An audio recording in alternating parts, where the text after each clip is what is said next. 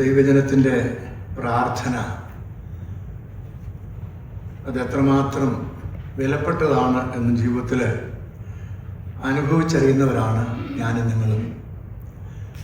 എൻ്റെ ജീവിതത്തിലും ഈ കഴിഞ്ഞ നാളുകളിൽ നിങ്ങളുടെയൊക്കെ വിലയേറിയ പ്രാർത്ഥന എത്രമാത്രം അന്വർത്ഥമായി എനിക്ക് സഹായമായിരുന്നുവെന്ന് എനിക്ക് പറയുവാൻ സാധിക്കും.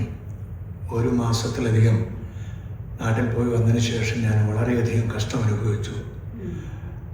ഒരു രീതിയിൽ പറഞ്ഞാൽ ഏറെക്കുറെ മരണത്തോളമായി പോയി എന്ന് പറയുന്നതിൽ അതിശയോക്തിയില്ല. കർത്താവ് വിടുവിച്ചു. അതിൻ്റെ കാരണം നിങ്ങളുടെ പ്രാർത്ഥന ആണെന്ന് ഞാൻ പരിപൂർണമായിട്ട് വിശ്വസിക്കുന്നു. അനേക ദൈവമക്കൾ പ്രാർത്ഥിക്കുകയുണ്ടായി. 100 കണക്കിന് ദൈവജനം എന്നെ ഓർത്ത് പ്രാർത്ഥിച്ചു. ദൈവം എനിക്ക് ഏറെക്കുറെ പരിപൂർണമായ വിടുതൽ തന്നു എന്ന് പറയാൻ സാധിക്കും. നമ്മളാരും ഇവിടെ സ്ഥിരവാസികളല്ല. മരണത്തെക്കുറിച്ച് എനിക്ക് ഭയമില്ല. കാരണം ഞാൻ ക്രിസ്തുവിൽ വിശ്വാസം അർപ്പിച്ചത് മുതൽ എനിക്ക് ഒന്നിനെക്കുറിച്ചും ഭാരപ്പെടുവാൻ ആവശ്യമില്ലാത്തൊരു വ്യക്തിയാണ്. അപ്പോൾ ആ രീതിയിൽ ദൈവത്തിൻ്റെ അനുഗ്രഹം ധാരാളമായിട്ട് ഞാൻ അനുഭവിച്ചുകൊണ്ടാണ് ഇരിക്കുന്നത്. തുടർന്ന് നിങ്ങൾ പ്രയാസപ്പെടുന്ന പല പേര് ഓർക്കണം. അനേകർ വാർത്തയൊക്കെ തിരിക്കുന്നുണ്ട്. ഓർക്കാത്ത ചിലരൊക്കെ ഉണ്ട്. രാജൻ ബ്രദറിൻ്റെ മദറാണെങ്കിലും പ്രായത്തിൽ കഴിയുന്ന ഒരു മാതാവാണ്. ആ മാതാവിനെയും പലപ്പോഴെങ്കിലും പ്രാർത്ഥന ഓർക്കും. ആ സഹോദരനെ 22-ാം തീയതി മാതാവിനെ കാണാൻ പോകുന്നുണ്ട് നാട്ടിൽ. അങ്ങനെ പ്രയാസത്തിൽ കൂടെ കടന്നു വന്ന അനേകരുണ്ട്. തങ്ങളുടെ ജീവിതം വളരെ വിലപ്പെട്ട ജീവിതം തന്നെ നയിച്ച് കടന്നു പോയിരിക്കുന്നവരാണ്. പിന്നെ നമ്മളൊക്കെ ഇവിടെ ഇരിക്കുന്ന എല്ലാവരും വാർദ്ധക്യത്തിരിക്കുന്നവരാണല്ലേ ഏറെക്കുറെ. അപ്പോൾ എല്ലാവർക്കും പ്രാർത്ഥന ആവശ്യമുണ്ട്. അതുകൊണ്ട് വല്ലപ്പോഴും ചർച്ചിലെ ആ അഡ്രസ്സ് ബുക്ക് എടുത്ത് വെച്ചിട്ട് എല്ലാവരെയും ഒന്ന് ഓർത്ത് ആ പേരുകൾ ഓർത്തൊന്ന് പ്രാർത്ഥിക്കുന്നത് നല്ലതാണ്. ദൈവം അനുഗ്രഹിക്കട്ടെ. കഴിഞ്ഞ ദിവസം പ്രത്യേകിച്ച് ഇന്ന് മിഷൻ സൺഡേ ആണ്. അപ്പോൾ മിഷൻ സൺഡേയിൽ വരുന്നവരുണ്ട്, വരാത്തവരുണ്ട്. വരാത്തവര് ഇന്നെനിക്ക് വരണ്ട, അത് വരാൻ പറ്റിയില്ല, അതുകൊണ്ട് എനിക്കിന്ന് സ്വോത്രകാഴ്ച ഇടണ്ടായല്ലോ എന്ന് അങ്ങനെ ചിന്തിക്കുന്നവരുണ്ടെങ്കിൽ അതിപ്പം എങ്ങനെ അവരെ കേൾപ്പിക്കുന്ന എനിക്കറിയത്തില്ല. ഇവിടെ ഇരിക്കുന്നവർ കേൾക്കുന്നുണ്ടല്ലോ. ഇതിൽ കൂടെ ആരെങ്കിലും വാച്ച് ചെയ്താലും കേൾക്കട്ടെ എന്ന് വിചാരിച്ചായി പറയുന്നത്. വളരെ അത്യാവശ്യമൊരു സംഗതിയാണ് കേട്ടോ. ഈ സഭയിൽ, ഇപ്പോൾ നിൽക്കുന്ന ഈ സഭയിൽ വലിയ സാമ്പത്തികമായിട്ടുള്ള കഴിവൊന്നുമില്ല. കാരണം ആരും അതിനു വേണ്ടി കോൺട്രിബ്യൂട്ട് ചെയ്യാറില്ല. അതിനും ചില കാരണങ്ങളൊക്കെ ഉണ്ട്. അതൊന്നും ഞാനിപ്പോൾ പറയുന്നില്ല. എന്നാൽ അത് ഓർക്കണമെന്ന് അപേക്ഷിക്കുകയാണ്. അറ്റ്ലീസ്റ്റ് ഈ ഒരു ആവശ്യം, മിഷനറീസിൻ്റെ ആവശ്യങ്ങളെ നിറവേറ്റുവാനായിട്ട് ധാരാളമായിട്ട് കൈത്താങ്ങൽ കൊടുക്കുവാൻ നിങ്ങൾക്ക് ആവശ്യമുണ്ട്, നമുക്ക് ആവശ്യമുണ്ട്. ദൈവം നമ്മെ സഹായിക്കട്ടെ. ഇന്നലെ ഇവിടെ ഒരു ബൈബിൾ സ്റ്റഡി നടന്നു. ചുരുക്കം പേര്, ഏതാണ്ട് 10-20 പേരോളം കുഞ്ഞുങ്ങൾ ഉൾപ്പെടെ വന്നുള്ളൂ. എനിവേ, വന്നത് അനുഗ്രഹമായിരുന്നു എന്ന് നമുക്ക് ചിന്തിക്കാൻ സാധിക്കും. കഴിഞ്ഞ ദിവസം ചിന്തിച്ചത് എബ്രായ ലേഖനം 12-ാം അധ്യായമാണ്. അതിൻ്റെ എല്ലാ വാക്യങ്ങളൊന്നും ആരും വായിച്ച് ചിന്തിച്ചൊന്നുമില്ല. കഷ്ടിച്ച് അതിൻ്റെ 10-12 വാക്യങ്ങൾ ആരെങ്കിലും ചിന്തിച്ചു എന്ന് വിചാരിക്കുകയാണ്. സാധിക്കുമെങ്കിൽ തുടർന്നുള്ള നാളുകൾ കടന്നു വരാൻ സാധിക്കുക. എനിക്കും അതൊരു സഹായമാണ്. കാരണം എന്നറിയാമോ, ഞാൻ ഈ ടെൻഷൻ ഇങ്ങനെ ഈ ദിവസം ഉണ്ടല്ലോ എന്ന് ഓർത്ത് വായിച്ച് ചിന്തിക്കുക പറയുകയൊക്കെ ചെയ്യുമ്പോൾ എനിക്കതൊരു പ്രസംഗ വിഷയം കൂടി ആയിട്ട് മാറാറുണ്ട്. അതുകൊണ്ടാണ് ഞാൻ കഴിഞ്ഞ ആഴ്ചയിലും 11-ാം അധ്യായം ശനിയാഴ്ച കഴിഞ്ഞ മാസവും കണ്ടിന്യൂ ചെയ്തു. ഇന്നും അത് തന്നെയാണ് 12-ാം അധ്യായം. ഇന്നലെ ചിന്തിച്ചതിൻ്റെ ബാക്കിയുള്ള ചില ഭാഗങ്ങൾ ദൈവാത്മ പ്രേരണയാൽ ദൈവം എൻ്റെ ഹൃദയത്തിൽ തന്നത് നിങ്ങളുമായിട്ട് ഷെയർ ചെയ്യണമെന്നാണ് ഞാൻ ആഗ്രഹിക്കുന്നത്. അതിനായിട്ട് എബ്രായ ലേഖനം 12-ാം അധ്യായത്തിൻ്റെ 12 മുതലുള്ള വാക്യങ്ങൾ നമുക്കൊന്ന് വായിക്കാം. കാരണം ഇന്നലെ ഇതിനെക്കുറിച്ച് ആരും അധികമായിട്ട് ചിന്തിച്ചും പറഞ്ഞൊന്നുമില്ല. അതിനുള്ള സമയമില്ലായിരുന്നു. കാരണം അത് ഒരു ചെറിയ സമയമാണല്ലോ നമുക്കുള്ളത്. അതുകൊണ്ട് ആ കാര്യം വീണ്ടും അതിൻ്റെ ബാക്കിയുള്ള കാര്യങ്ങളൊക്കെ ഓർത്ത് അതിൽ ചില കാര്യങ്ങൾ പറയണമെന്നാണ് ആഗ്രഹിക്കുന്നത്. ക്രിസ്ത്യൻ റേസ് ബൈ ഫെയ്ത്ത്, വിശ്വാസത്താലുള്ള ക്രിസ്ത്യാനികളുടെ യാത്ര. ഇതാണ് എബ്രായ ലേഖനത്തിൽ കാണാൻ സാധിക്കുന്നത്. എബ്രായ ക്രിസ്ത്യ വിശ്വാസികളോട് പറയുന്നതാണ് നമുക്ക് അറിയാം. അവരെ എങ്ങനെയാണ് ഉത്തേജിപ്പിക്കുവാനായിട്ട് എഴുത്തുകാരൻ യത്നിക്കുന്നതെന്നും വളരെ വ്യക്തമായിട്ട് നമുക്ക് മനസ്സിലാക്കുവാനായിട്ട് സാധിക്കും. എങ്ങനെയായിരിക്കണം നമ്മളുടെ മുമ്പോട്ടുള്ള യാത്ര, ഇതൊക്കെ വളരെ വ്യക്തമായിട്ട് എഴുതിയിട്ടുണ്ട്. ഞാൻ കഴിഞ്ഞ ദിവസം ഓർപ്പിച്ചു, നമ്മളുടെ ക്രിസ്തീയ യാത്ര തുടങ്ങുന്നത്, യഥാർത്ഥ ക്രിസ്തീയ ജീവിതം തുടങ്ങുന്നത് നമ്മൾ രക്ഷിക്കപ്പെടുന്ന ദിവസം മുതലാണ്. It starts from the day you are saved and you continue that until the last breath lives out of you. So we know that we are in a continuous struggle to live our Christian life. That is what we need to understand when you read the Word of God. When you read, ask why, when, how, where. All this question, when you ask to the words what you read, you will get an answer from the word itself. So let's start from the book of chapter 12 verse. How can you rejuvenate your Christian life? That is what these verses from 12 to 17. These are the verses I want you to read and concentrate, and these are the verses which I am going to present before you. ക്രിസ്തീയ ജീവിതത്തിന് നമ്മെ പ്രേരിപ്പിക്കുന്ന, പ്രേരണ തരുന്ന ദൈവികമായിട്ട് ആലോചന അതാണ് ഈ ഭാഗത്ത് നമുക്ക് പഠിക്കുവാനായിട്ട് ഞാൻ ആഗ്രഹിക്കുന്നത്. 12 മുതലുള്ള ചില വാക്യങ്ങൾ ഞാൻ വായിക്കാം. Therefore strengthen the hands which hang down and the feeble knees, and make a straight path for your feet, so that what is lame may not be dislocated, but rather be healed. Verse 14. Pursue peace with all people and holiness, without which no one will see the Lord. Read it carefully.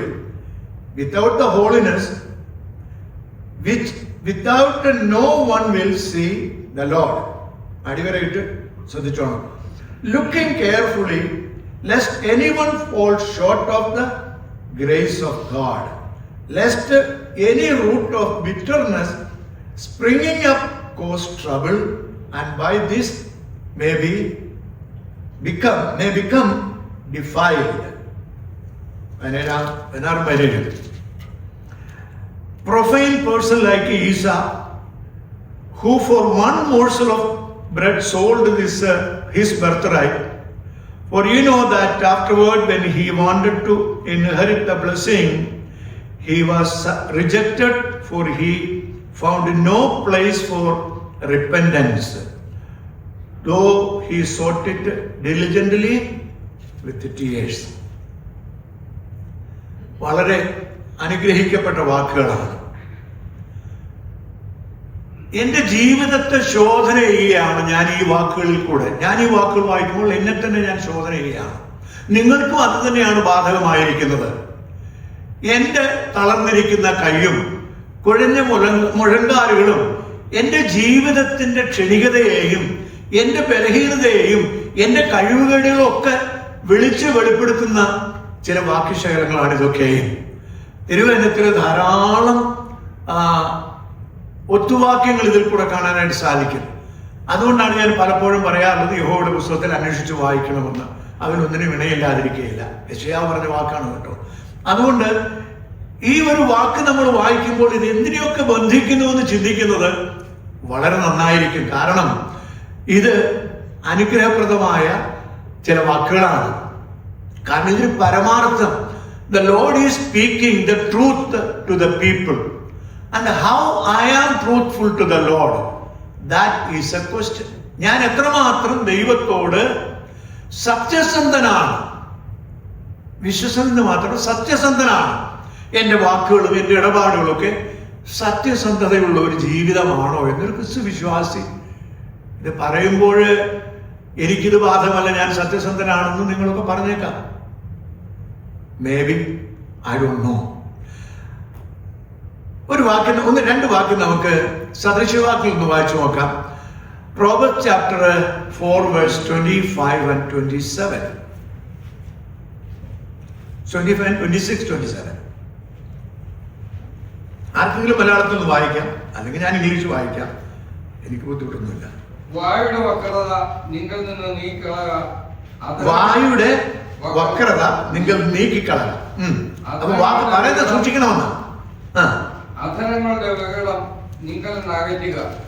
അധരങ്ങളുടെ വികടം നിങ്ങളിൽ അകറ്റുക. അപ്പൊ എന്താ പറയുന്നതെന്ന് ശ്രദ്ധിച്ച് പറയണമെന്ന്. നിന്റെ കണ്ണ് നേരെ നോക്കട്ടെ, നിന്റെ കണ്ണിമ ചൊവ്വേ മുന്നോട്ട് മിഴിക്കട്ടെ. നിന്റെ കണ്ണ് നേരെ നോക്കട്ടെ, നിന്റെ കണ്ണിമ ചൊവ്വേ മുമ്പോട്ട് നോക്കണം. അതാണ് ഈ എബ്രായ ലേഖനത്തിന്റെ ഒരു പ്രധാന വിഷയം എന്ന് പറയുന്നത്. Looking unto Jesus. എന്റെ ജീവിതം, എന്റെ നോട്ടം ക്രിസ്തുവിൽ കേന്ദ്രീകൃതമാണ് എന്ന് വരികിൽ അതെങ്ങനെ ഇരിക്കുമെന്നുള്ളതാണ് ദൈവാത്മാവ് ഈ സദൃശവാക്യത്തിൽ നമുക്ക് വായിക്കാൻ സാധിക്കുന്നത്. വായിച്ചു. നിന്റെ കാലുകളുടെ പാതയെ നിരപ്പാക്കുക. നിന്റെ കാലുകളുടെ പാതയെ നിരപ്പാക്കുക. എബ്രായയിൽ എഴുതിയിരിക്കുന്ന അതേ വാക്കുകളാണ്. നൂറുകണക്കിന് വർഷങ്ങൾക്ക് മുമ്പ് സോളമൻ എഴുതിയ വാക്കുകള് ജീവിതത്തിൽ എത്രമാത്രം പ്രായോഗികമാക്കിയിരുന്നു പിൻവന്ന തലമുറകൾ എന്നുള്ളത് ഇതിൽ കൂടെ കാണാനായിട്ട് സാധിക്കും. നിന്റെ വഴികളെല്ലാം സ്ഥിരമായിരിക്കട്ടെ. നിന്റെ വഴികൾ സ്ഥിരമായിരിക്കട്ടെ. ഇടത്തോട്ടോ വലത്തോട്ടോ തിരിയരുത്. ഇടത്തോട്ടോ വലത്തോട്ടോ തിരിയരുത്.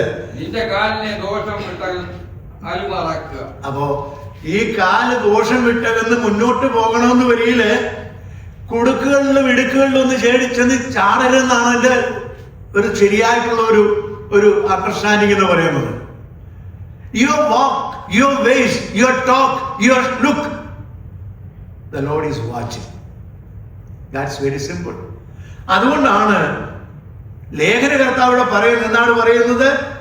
നമ്മുടെ നോട്ടം, നമ്മുടെ മുടന്തുള്ളത് ഉളുക്കിപ്പോകാതെ നിങ്ങളുടെ പാതകൾ നിരപ്പാക്കുക എന്ന് ഞാൻ അതിന്റെ പുറകിൽ വായിച്ചു കഴിഞ്ഞു. മുടന്തുള്ളത് നമ്മൾ തന്നെ ബലഹീനരാണ്. അപ്പൊ നമ്മൾ ബലഹീനരാണെങ്കിൽ നമ്മൾ കൂടുതൽ അരുതാത്ത വഴികളിൽ കൂടെ യാത്ര ചെയ്യാൻ ആഗ്രഹിക്കുമ്പോൾ അത് എത്രമാത്രം ഉളുക്കുമെന്ന് ചിന്തിച്ചു നോക്കിയില്ലേ? വീണ് പോകും, നിവർന്നു നിൽക്കാൻ ഒക്കുകയില്ല. അത് വളരെ ശ്രദ്ധാപൂർവം ചിന്തിക്കേണ്ട ഒരു വസ്തുതയാണ്. ഞാൻ ആ വാക്യം അവിടെ കൊണ്ട് വിടുകയാണ്. വളരെ ശ്രദ്ധേയമായിട്ടുള്ള വാക്കുകൾ, അടുത്ത വാക്കുകളാണ് 17, 14 മുതലുള്ള വാക്കുകൾ. അതായത് ഫെയ്ത്ത് ടു ബി പ്രാക്ടീസ്ഡ്. വിശ്വാസം പ്രായോഗിക ജീവിതത്തിൽ കൊണ്ടുവരണം. അപ്പൊ പ്രായോഗിക ജീവിതത്തിൽ ഞാൻ വിശ്വസിക്കുന്ന വിശ്വാസം പ്രകടമാകുന്നില്ല എന്ന് വരികയിൽ, if the life of my Christian faith is not revealed to the world, it's a phony belief, you know. There is no truth in it. The word of God says that, you know. When the word of God speaks to us, you know, look to your own heart and think how I am, what I am pursuing in this world. എന്താണ് ഞാൻ ഈ ലോകത്തിലെ പിന്തുടരുന്നത്, പിൻപറ്റുവാൻ ആഗ്രഹിക്കുന്നത്? അതൊരു ചോദ്യമാണ്. Follow peace with all men എന്നല്ലേ പറഞ്ഞേ? എല്ലാവരോടും സമാധാനം ആചരിച്ച് എന്ത് ചെയ്യണമെന്നാ? ശുദ്ധീകരണം പ്രാപിപ്പാൻ.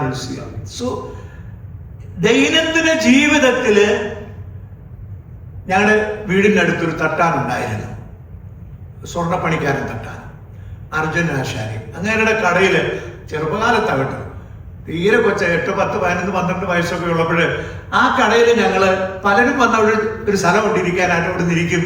ഈ സ്വർണ്ണപ്പണിക്കാരന് തന്റെ സ്വർണം ഉരുക്കി അതിൽ നിന്ന് ഓരോ പ്രാവശ്യം അതിന്റെ മുകളിൽ വരുന്ന കീടങ്ങൾ നീക്കിയിട്ട് അതിൽ വീണ്ടും ആസിഡ് ഒഴിച്ചിട്ട് സയനൈഡ് ഒഴിച്ചിട്ട് വീണ്ടും അത് ഇപ്പോഴാണ് മനസ്സിലായത് സയനൈഡ് ഒഴിച്ചുകൊണ്ടിരുന്നത് കേട്ടോ. അതൊഴിച്ച് ക്ലീൻ ചെയ്ത് അതിന്റെ ഏറ്റവും ശുദ്ധമായിട്ടുള്ളത് വരുമ്പോൾ അതവിടെ നിന്ന് എടുത്തിട്ട് വെള്ളത്തിൽ മുക്കിയിട്ട് അതടിച്ച് പരത്തി ഓരോ കാര്യത്തിനു വേണ്ടി ഉപയോഗിക്കും.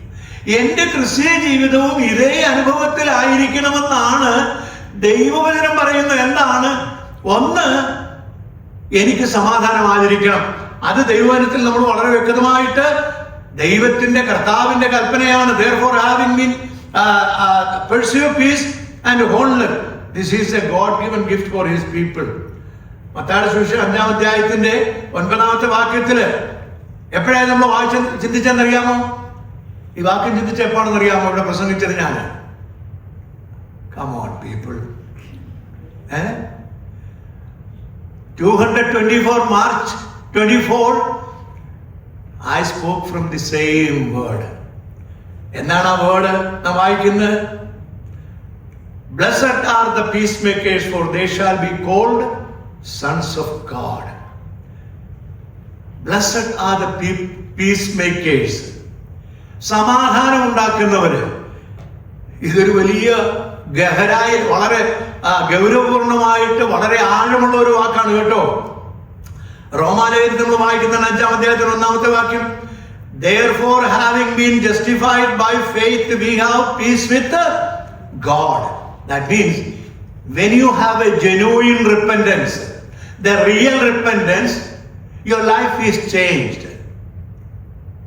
Yesterday when Joshua Kuti was speaking, he said that, രക്ഷിക്കപ്പെട്ട ഒരു ദൈവവൈതലിന്റെ പുതിയ സ്വഭാവം, പുതിയ അനുഭവം, പുതിയ രീതികൾ, ഇതൊക്കെ ഓരോരുത്തരും പ്രാവർത്തികമാക്കിയെന്നാണ് ഞാൻ വിശ്വസിക്കുന്നത്. എൻ്റെ ജീവിതത്തിൽ ഞാനത് ആവോളം ശ്രമിച്ചൊരു വ്യക്തിയാണ് കേട്ടോ. ഇന്നും ശ്രമിച്ചുകൊണ്ടിരിക്കുകയാണ്. ഞങ്ങളിന്ന് രാവിലെ ബിജു വായിച്ചു അശ്വതിമൂർത്തി 1:15. എന്താ വായിച്ചത് ഓർമ്മയുണ്ടോ? പൗലോസ് പറഞ്ഞത് ആ പാപികളിൽ ഞാൻ ഒന്നാമനെന്നാ പറഞ്ഞല്ലേ? എപ്പോഴത് പറഞ്ഞത് നിങ്ങൾക്കറിയാമോ? ജീവിതത്തിന്റെ അവസാന നാളിൽ മരണത്തോടടുത്തിരിക്കുന്ന സമയത്ത് മാമറ്റിയൻ പ്രസനിൽ കിടന്നുകൊണ്ട് തന്റെ പ്രിയപുത്രനായ തിമോത്തിയോസിനോട് പറയുകയാണ്, കർത്താവായ യേശുക്രിസ്തു പാപികളെ രക്ഷിപ്പാൻ ലോകത്തിൽ വന്നു എന്നുള്ള വിശ്വാസം എല്ലാവരും അംഗീകരിക്കാൻ യോഗ്യമായ വചനമാണ്. ആ പാപികളിൽ ഞാനാണ് ഒന്നാമനെന്ന് മരണത്തോടടുത്തിരിക്കുന്ന സമയത്ത് താനിത് പറയുമ്പോൾ നിങ്ങൾ ചിന്തിച്ചു നോക്കുക, അത് വാസ്തവമായൊരു പ്രസ്താവനയാണോ? ഒരുപക്ഷെ പറയാൻ സാധിക്കും. കാരണം ഇനിയും ഒരുപക്ഷെ ചില നാളുകൾ തനിക്ക് ജീവിക്കാനുണ്ട് എന്ന് വരികിൽ എങ്ങനെയായിരിക്കും എന്റെ ജീവിതം? താൻ ജീവിക്കുന്ന ഭൂമി പാപം കൊണ്ട് പങ്കിലുമായ ഒരു ഈ ഭൂമിയാണ്, ഇവിടെയാണ് ജീവിക്കുന്നത്. കൊണ്ട് എന്റെ ജീവിതം ഇന്നും ഈ ശരീരത്തിൽ ഞാൻ വസിക്കുന്നുണ്ട്, പാപമുള്ള ജഡത്തിൽ വസിക്കുന്നുണ്ട്. ഞാനൊരു പാപിയാണെന്ന് പറയാൻ പൗലോസിന് യാതൊരു മടിയുണ്ടായിരുന്നില്ല. നമ്മളൊക്കെ വിശുദ്ധന്മാരാണെന്ന് പറഞ്ഞ് നമ്മൾ വളരെ പ്രകമ്പനം കൊള്ളുന്നവരാണ്, അല്ലേ? Who are we? We are saints. Do we have an attitude of a saint? Absolutely no. ഇല്ല പ്രിയരെ, അതൊക്കെയാണ് നമ്മൾ ഈ ദിവസങ്ങൾ കണ്ടുകൊണ്ടിരിക്കുന്നത്. ഈ അസംബ്ലിക്കുള്ളിൽ തന്നെ നമ്മളത് കാണുന്നുണ്ട്. The word of God says very clearly, to have peace. You have been justified freely. You did not pay any penny for that. It was a gift from the Lord. If you understand that truth, how much you should be committed to the Lord, for you are in a place where you could never imagine to be. ഞാൻ പറയാൻ ശരിയല്ലേ? ഒരിക്കലും എത്തപ്പെടാൻ സാധിക്കാത്ത ഒരിടത്ത് നിങ്ങളെ ദൈവം ആക്കി വെച്ചു എന്ന് വരികിൽ അതിന്റെ വിശുദ്ധിയെ തേക്കുവാനുള്ള യോഗ്യത, ഉത്തരവാദിത്വം എനിക്ക് നിങ്ങൾക്കുമുണ്ട്. You should have that responsibility. That is what we read here. Read it very carefully. അത് ഞാൻ അവിടെ അവസാനിപ്പിക്കാം. ഇനിയും വരുന്നുണ്ട് കേട്ടോ. 15-ാമത്തെ വാക്യം ഒന്ന് വായിച്ചേ. 15-ാമത്തെ വാക്യം വായിച്ചത്, ആരും ദൈവകൃപ വിട്ട് പിന്മാറുകയും വല്ല കൈപ്പുള്ള വേരും മുളച്ച് കലക്കമുണ്ടാക്കി അനേകർ അതിൽ മലിനപ്പെടുകയും ആരും നടക്കുകയെന്നോ ഒരു ഊണിന് ജ്യേഷ്ഠാവകാശം വിറ്റുകളഞ്ഞ ഏശാവിനെ പോലെ ആകരുത്. മതി. 15-ാമത്തെ വാക്യം, ഇത് വാസ്തവത്തിൽ അത് ഇംഗ്ലീഷ് വായിച്ചെന്ന് വരില്ല, അത് വാക്യമായിട്ട് നമുക്ക് കാണാനായിട്ട് സാധിക്കത്തുള്ളൂ. അവിടെ എഴുതിയിരിക്കുന്ന looking carefully lust anyone fall short. Looking carefully. ആരെ നോക്കാനാ കെയർഫുൾ ആയിട്ട് നോക്കേണ്ടത്? ആരെയാണ് നോക്കേണ്ടത്? കർത്താവിനെ. പറയും നിങ്ങൾ വാതറന്ന് വർത്താനം പറ. Looking carefully. അങ്ങനെ ചെയ്തില്ലെങ്കിൽ എന്താണെന്നാണ്? Lust anyone fall short of the grace of God. looking diligently lest any man fall of the grace of God. ഇത് വളരെ ഗൗരവതരമായ ഒരു കാര്യമാണ് കേട്ടോ. ദൈവകൃപ അനുഭവിക്കാനായിട്ടൊരു വിശ്വാസിക്ക് സാധിക്കുന്നുണ്ടോ എന്ന് ഇന്ന് നമ്മൾ ഓരോരുത്തരും ചിന്തിക്കണം. Am I really enjoying the grace of God in my life? We know that Barnabas was sent to Antioch by the church of Jerusalem. Why did he go? Because they heard the news that many people in Antioch came to the Lord. The church wanted to find out what is the truth in it. So they sent Barnabas there. When Barnabas went there, what did he see? Read Acts chapter 11 verse 22 and 23. You will read very clearly what Barnabas saw there. വേദസംഖ്യയിൽ ഉണ്ടെങ്കിൽ എടുത്തുനിന്ന് വായൊരു വാക്ക് വേഗത്തില്. Acts chapter 11 verse 22-23.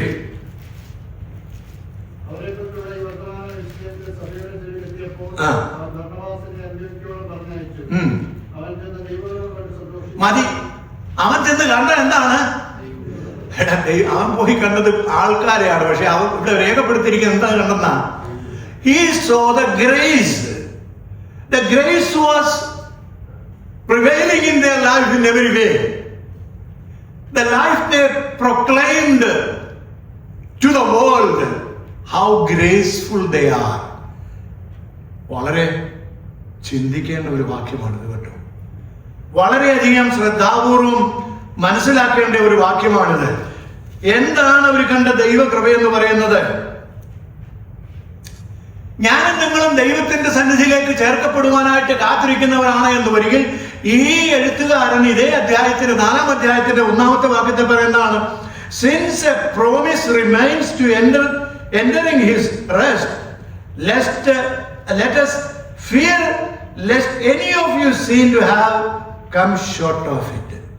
ഒരു പ്രത്യാശയ്ക്ക് വേണ്ടിയിട്ട്, ഒരു സ്ഥാനത്തിന് വേണ്ടിയിട്ട്, സ്ഥലത്തിന് വേണ്ടിയിട്ട് ആകാംക്ഷയോടെ കാത്തിരിക്കുന്ന ഞാനും നിങ്ങളും ആ ആകാംക്ഷയിൽ നിന്ന് വീണു പോകാതിരിക്കുവാനായിട്ട് എൻ്റെ ക്രിസ്തീയ ജീവിതം ഞാൻ എങ്ങനെ ജീവിക്കണമെന്നാണ് ഇതിന്റെ 4-ാമത്തെ അധ്യായത്തിന്റെ 1-ാമത്തെ വാക്യത്തില്.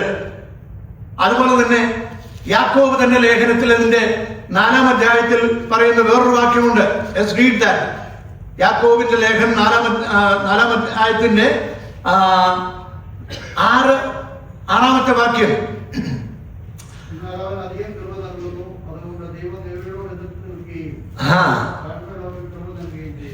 But he gives more grace. Therefore he said, God resists the proud but gives grace to the humble.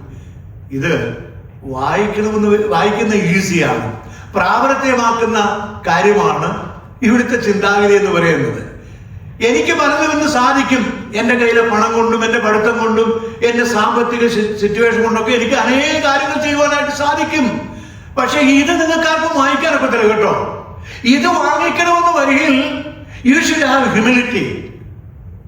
If you think that I am the boss, I am the CEO, I am something great, I have enough money and no one can do anything to me, you are absolutely wrong, my dearly beloved. You are standing on the edge of the cliff. You will fall. You will fall. There is no doubt about that. So humble yourself. That is what the word of God says. Don't be just living a life proclaiming on Sundays, that I'm a Christian. No. Every moment of your life you are a Christian. Prove that through your activities. That is what the word of God says. That is what the word of God very clearly talked to us through James.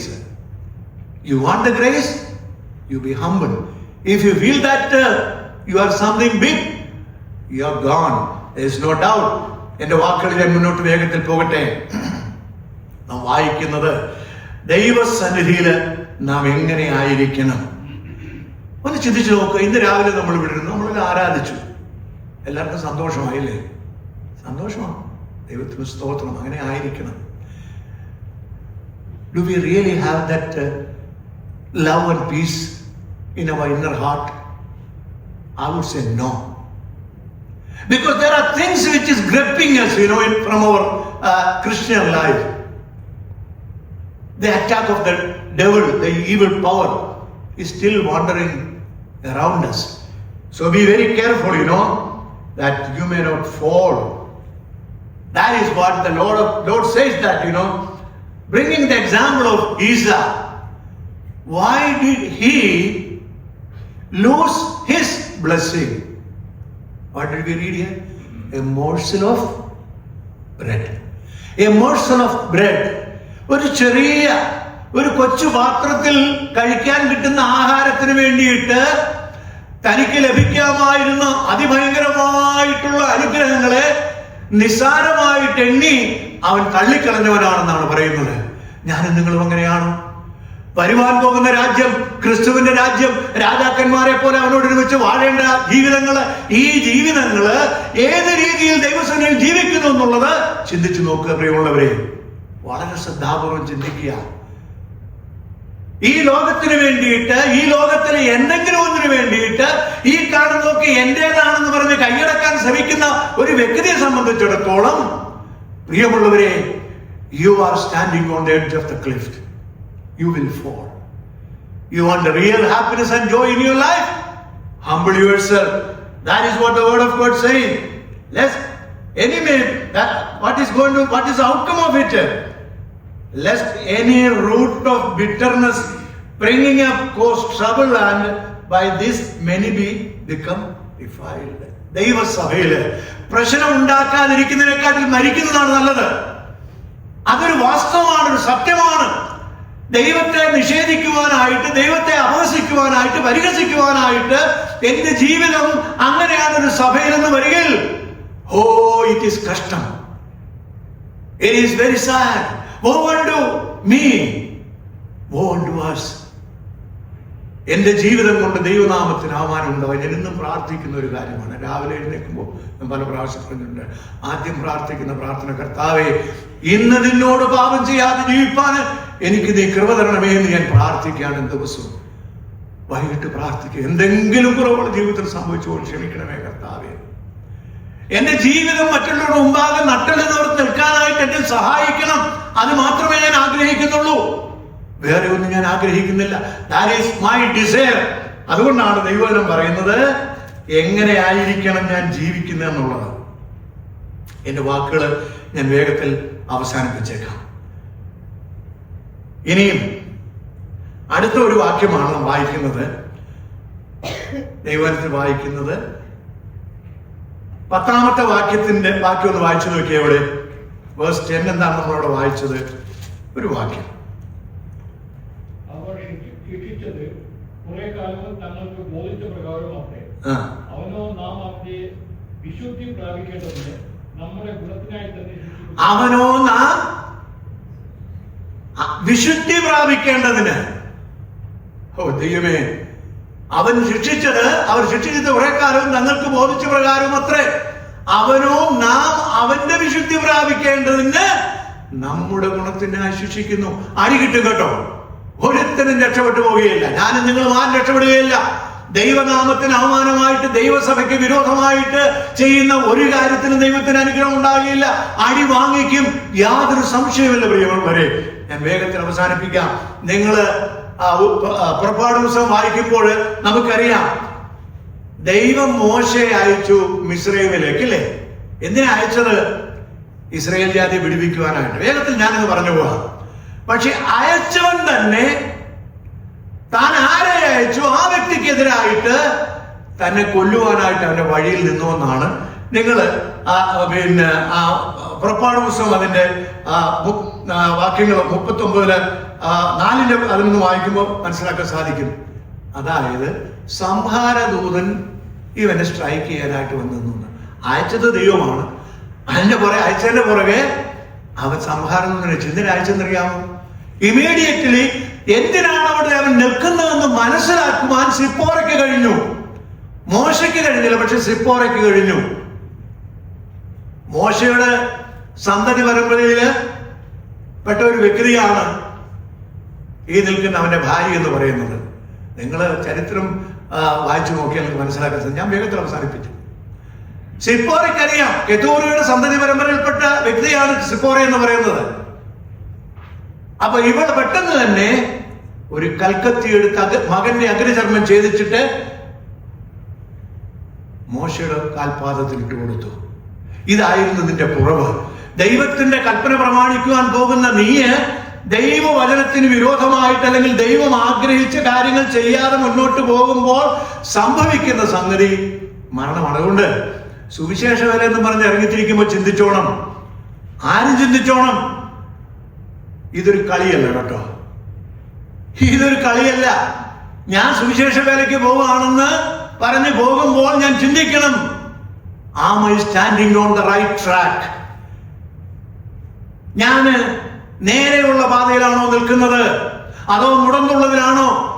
ഇത് ഉളുക്കി പോകാതിരിക്കണമെന്നൊരിൽ I have to set my life with the Lord. You have to set your life with your Lord. You have to set your life with your brothers. Otherwise, you change your place, it's not going to change anything. Your life needs to be changed. Your thoughts and your ideas, your ideology should be changed. You should know who you are. I should know who I am. Otherwise, I will not win. I will lose my case at any cost. കർത്താവ് പറഞ്ഞു, be holy as I am holy. എനിക്ക് സമയം ഒത്തിരി വേദവാക്യങ്ങൾ എൻ്റെ മുമ്പാകെയുണ്ട്. ലേവ്യ പുസ്തകത്തിൽ കർത്താവ് പറഞ്ഞിരിക്കുകയാണ്, ഞാൻ എങ്ങനെ നിർമ്മലനും വിശുദ്ധനുമായിരിക്കുന്നുവോ അതുപോലെ നിങ്ങൾ ആയിരിക്കണം. മഹാപുരോഹിതന്റെ നെറ്റിയിൽ കെട്ടുവാനായിട്ട് ഒരു പട്ടമുണ്ടായിരുന്നു, യഹോവയ്ക്ക് വിശുദ്ധം. ഞാനും നിങ്ങളും അതേ പട്ടത്തോടുകൂടെ ഭൂതലത്തിൽ ജീവിക്കാൻ കടംപെട്ടവരാണ്. പ്രിയമുള്ളവരെ, എന്റെ ജീവിതത്തിന്റെ നെറ്റിയിൽ ഞാൻ വിശുദ്ധനാണ്, എന്റെ ദൈവത്തിന് വേണ്ടി ഞാൻ വേർതിരിക്കപ്പെട്ട ഒരു സാങ്ക്ടിഫൈഡ് ബിലീവറാണ് ഞാനെന്ന് ലോകത്തോട് വെളിപ്പെടുത്തുവാൻ എന്റെയും നിങ്ങളുടെയും ജീവിതം ഒരു കടപ്പാടായിട്ടിരിക്കുന്നുവെന്ന് വിശ്വസിക്കുക. അവസാനത്തെ കാര്യം പറഞ്ഞ് ഞാൻ അവസാനിപ്പിച്ചേക്കാം. അതിന്റെ 29-28 വാക്യങ്ങൾ വളരെ ശ്രദ്ധേയമായ ഒരു വാക്യമാണ്. ആകയാൽ ഇളകാത്ത രാജ്യം പ്രാപിക്കുന്നത് കൊണ്ട് നാം നന്ദിയുള്ളവരായി ദൈവത്തിന് പ്രസാദം വരുമാറ് ഭയത്തോടും ഭക്തിയോടും കൂടെ സേവ ചെയ്യുക. മതി.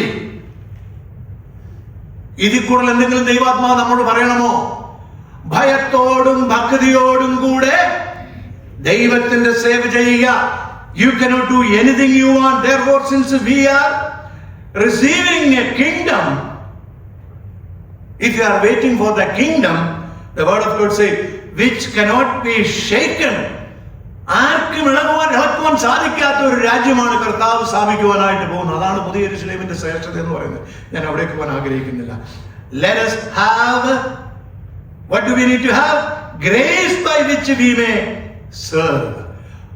പ്രിയമുള്ളവരെ, ദൈവകൃപയില്ലാതെ ദൈവത്തെ സേവിക്കുവാൻ ഈ ഭൂമിയിലെ ഒരു മനുഷ്യന് പോലും സാധിക്കുകയില്ല. No one can ever say that I am going to serve the Lord, I am going to be an evangelist, but you don't have the grace. Before you start your journey, set with the Lord. Look in your life. Where am I standing?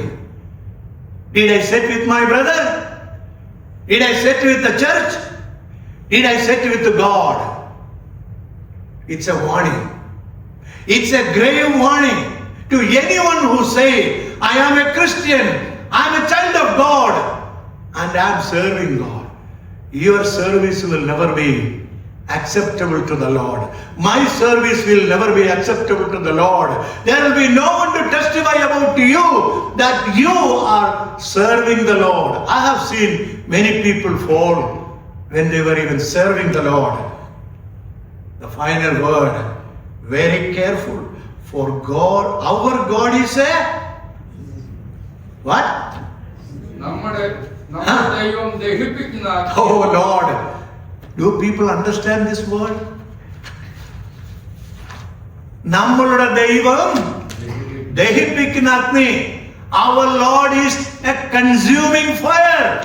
Anytime and every time we bring change to the Lord's life, beware, he is a consuming fire.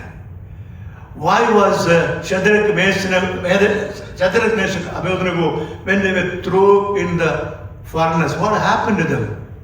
They came out free. Nothing, not even the smell of the fire was on them. Because They stood for their life. They stood for truth. They lived with the holiness. They feared God, Jehovah. So, they were saved through the fire. Any one of you, when you read the book of Corinthians, you know that. We all will go through fire, isn't it? That's what we read.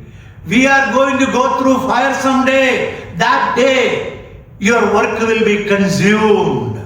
What you have been doing to your church, your family, your own brother who is saved by grace and sitting in front of you, and if you cannot love him, if you cannot sit with him, your life is a pony life. I'm sorry to say that. My life is that. Think, beware. The Lord is a consuming fire. He is coming soon with the reward. He is coming to test you and me. You will not escape, I will not escape. The day will prove who you were, what did you do, what harm you made to your brother and your church and your people. The Lord will never let you go free. This is not an easy life. This is not a playground that people can come and play. As and when you come and do things, no. You're not going to win. You will lose. I will lose. But if you humble yourself, surrender yourself, submit yourself, the Lord will save you. May the good Lord help each one of us.